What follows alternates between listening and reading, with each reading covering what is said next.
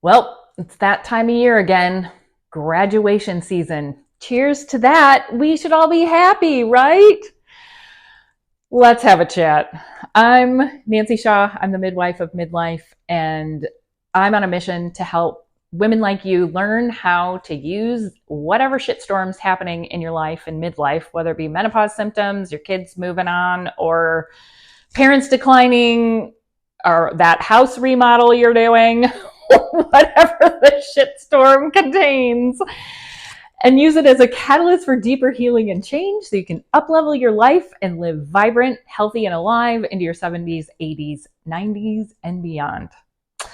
So let's talk about this graduation season.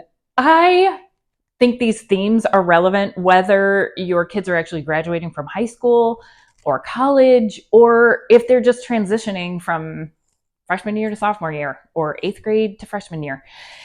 In fact, I've been feeling this way since my kids are in kindergarten. Like every year around this time, I'm feeling all the feels. Like part of me is so proud of them and happy that they're growing up and moving on. And another part of me is always devastated that like my second grader is now a third grader. But this year, it's so intense because I have two sons graduating, one from high school, one from college, two sons, two countries, 2 days. It is really intense. And so part of me is, of course, super happy. Like, I'm glad my son's graduating from college and my youngest son got into his college of choice, which is so rare. And so I'm super happy, but I also am feeling all this grief and loss. And I want to tell you and give you permission that this is normal. And instead of just focusing on the positive emotions that you're feeling, it may be time to actually set aside some time to slow down and feel some of the negative emotions as well. Why? Well, because you've got to feel it to heal it. But that doesn't mean feeding the negative feelings by making up all kinds of stories about them. It means feeling the feelings in your body. The metaphor I like to use is, well, I have two metaphors I'm going to share with you today.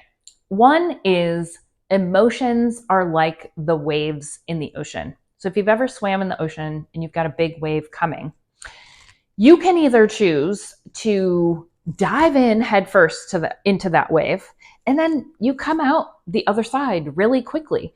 Or have you ever been hit by a wave that you didn't see coming and you were like in the washing machine for a while and it was like, oh my gosh, how am I ever going to get out of this wave?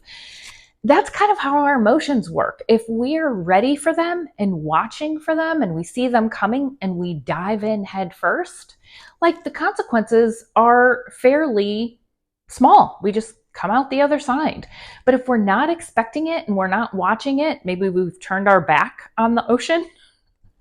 We do in the society tend to turn our back on our negative emotions and pretend they're not going to happen. And that's when we get blindsided, right? So this video is to help you to not only be aware that a graduation is also a sad time, and it's a time when you're likely to feel a lot of different feelings, not just happiness and sadness either.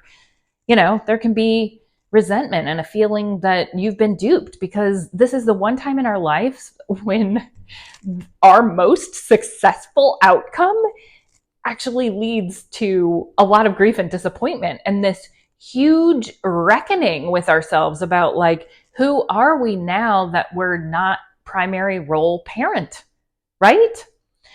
So anyway, so that's one thing. Why should we do this is the other metaphor. You know how, so if we turn down the volume on a radio, right? We can't just turn down the bass without turning down the treble on our radio, right? It's the same thing with our emotions. If we turn down the volume on our negative emotions and push them down and don't allow ourselves to feel it, we're actually cutting off our capacity to feel joy as well. And so if you're at a time in your life where you feel like, I did a video a couple weeks ago, I'll put a link below, on how anhedonia, which is a fancy word for I don't give a crap anymore and I just feel blah. It could be that you're not allowing yourself to feel your negative emotions fully and that you're numbing them out with a glass of wine every night or Netflix or, brownies, whatever it is that allows you to numb out those negative emotions are going to get in the way of your capacity to feel joy. So hopefully this video gives you permission and gives you a ding, ding, ding. Let's be on the lookout. Don't turn your back on the ocean right now because you might be getting some big waves coming in, right? It's not a calm day at sea. This graduation season is not a calm day at sea.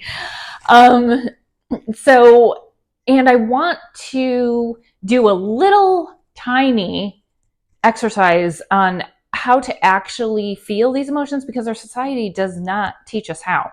It basically says these are either numb them out, distract ourselves, which I give you permission to do that when you need to. Not that you need a permission slip, but like you should be doing that sometimes. There's times when it's not convenient for us to feel our strong emotions. So it's fine to distract yourself. It's fine to move on to something else, but just make sure that you're setting aside time later to allow these feelings to come up. And when they do come up, I don't want you in your head telling your story about why this is so devastating. If you do it in a journal, because when our thoughts are in our head, they tend to pick up speed and gain power. Whereas if we're writing them down, it slows them down, makes it linear and we can see it and it's way more manageable.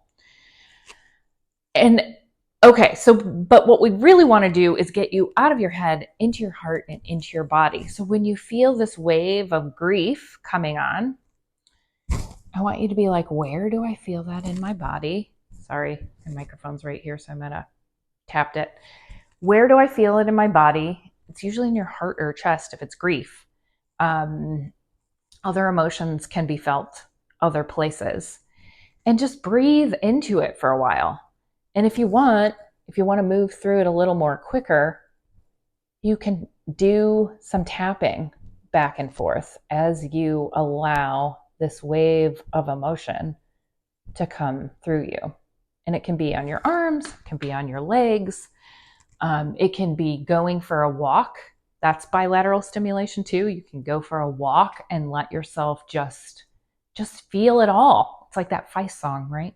Feel it all, I feel it all. Anyway, I really hope this helps. If it does, give me a comment below, and I look forward to seeing you in my next video. Sending big love out there to all you mamas. Mwah.